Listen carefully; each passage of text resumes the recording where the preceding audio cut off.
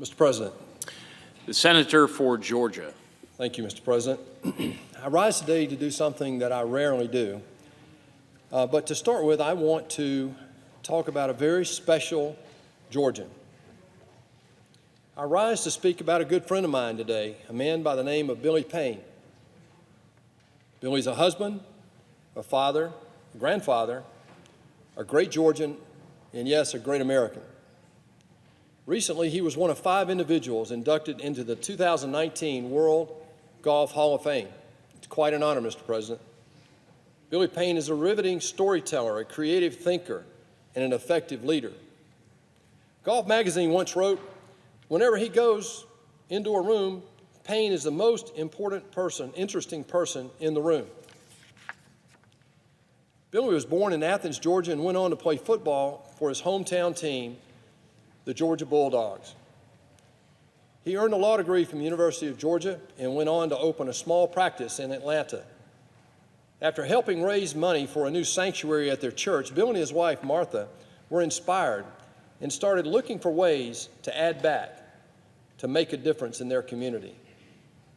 The day after the new sanctuary was dedicated, Billy Payne came home from work and said to his wife, Martha, "I think I've got it.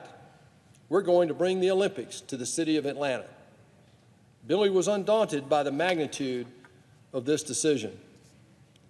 He didn't have many connections at the time, but he called up city and state officials and formed a team to make a bid to host the 1996 Olympic Games. Billy spent the next 3.5 years personally traveling to 110 countries to convince Olympic officials to bring the Games to the city of Atlanta. On September 18, 1990, Atlanta won the bid for the 1996 Olympics, all because of Billy Payne's leadership and his vision for the city. The 1996 Olympics put Atlanta on the world map. It transformed the city and allowed us to build infrastructure that later helped Georgia become the #1 state in the country in which to do business. To this very day, my alma mater, Georgia Tech, actually uses dormitories built to house the athletes in the '96 Olympics in Atlanta. After serving as president and CEO of the Atlanta Olympic Committee, Billy was invited to join Augusta National. In a very short period of time, actually in 2006, he was selected to be the club's chairman, a role he served in for 11 years. Billy oversaw the Masters tournament and turned it into a global brand with worldwide reach. When Billy took over at Augusta National, the club's membership was all male. Under his leadership, Augusta National broke the gender barrier and allowed women to join the club for the very first time.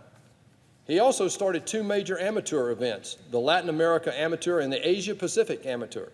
The winners of these tournaments are invited to play in the Masters each year. As a result, young people from all over the world now have a chance to actually compete in the Masters every year.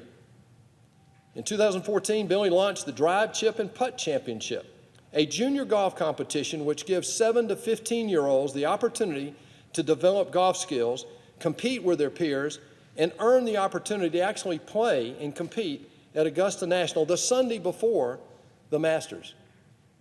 I've seen this, Mr. President. It's an exciting event to see these young people competing at the very home of the Masters. Probably the greatest achievement, however, for amateur golf may have been this year's first Augusta National Women's Amateur Tournament.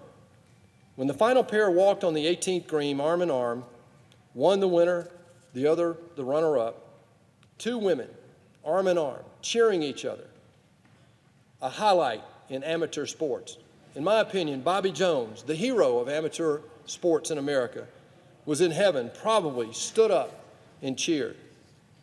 Finally, Billy had a hand in naming the football field of his alma mater, Sanford Stadium, after his coach at the University of Georgia, Vince Dooley.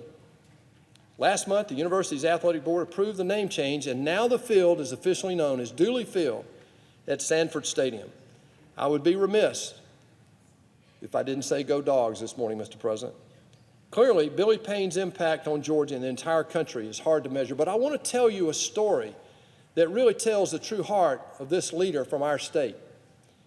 After he announced his retirement from chairman of Augusta National, he was in a private dinner and was asked by no one less than Brett Baer what he was going to miss the most. And without hesitation, Billy said, the people.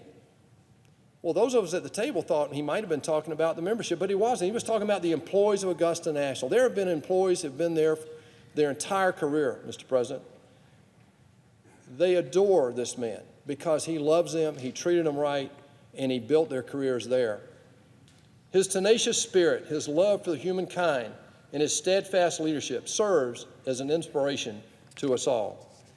I wanted today, Mr. President, thank Billy Payne for his lifetime of service to the state of Georgia and to the United States, and I congratulate him, his wife Martha, and their kids on this induction into the World Golf Hall of Fame.